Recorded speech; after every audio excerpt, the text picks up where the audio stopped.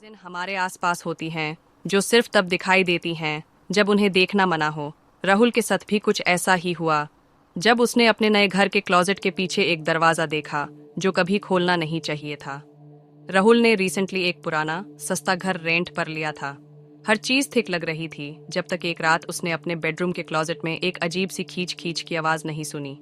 जब उसने कपड़ों के पीछे देखा, एक पुराना दरवाज़ा था, पेंट से चिपका हुआ, जैसे किसी ने जानबूझकर छुपाया हो। दरवाजा लॉक था, पर हल्की सी जोर लगाते ही खुल गया। अंदर अंधेरा था, एक बिल्कुल अलग कमरा जिसमें ना फैन था न लाइट, सिर्फ एक पुरानी कुर्सी, एक शीशा और एक छोटी सी वुडन टेबल। उस टेबल पर एक डायरी पड़ी थी, ब्लड स्टेन्स के साथ। राहुल ने डायरी उठाई, पहला पन्ना खोला। अगर तुम ये पढ़ रहे हो तो मैं शायद जिंदा नहीं हूँ। राहुल का दिल तेज धड़कने लगा। अगले पेज पर लिखा था, मैं इस कमरे में 3 साल रहा। हर रात कोई आवाज आती थी। शायद मैं पागल हो रहा हूँ, शायद ये घर ही गलत है। डायरी के बीच में एक पुरानी फोटो चिपकी थी, एक छोटी लड़की की। उसके चेहरे पे इंक से लिखा था, मुझे मत भूलना राहुल। राहुल की सांसें रुक गई। ये तो मेरी बहन मीरा है।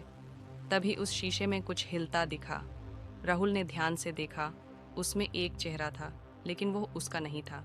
एक लड़की, गीले बाल, लाल आंखें और खून भरे लिप्स। शीशा खुद ब खुद हिलने लगा और अचानक से टूट गया। आवाज़ घर में गूंज गई, पर कोई सुनने वाला नहीं था। मिरर के नीचे एक छोटी सी कीचेन मिली। उस पे लिखा था, मीरा। राहुल को सब याद आने लगा। 6 साल पहले मीरा घर के अंदर से ही गायब हो गई थी। पुलिस ने कहा था रनअवे केस, पर सच ये था, मीरा कभी घर से गई ही नहीं थी।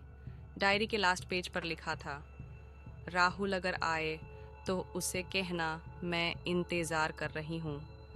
तभी कुर्सी खुद से हिली और एक परछाई कुर्सी पे बैठ गई।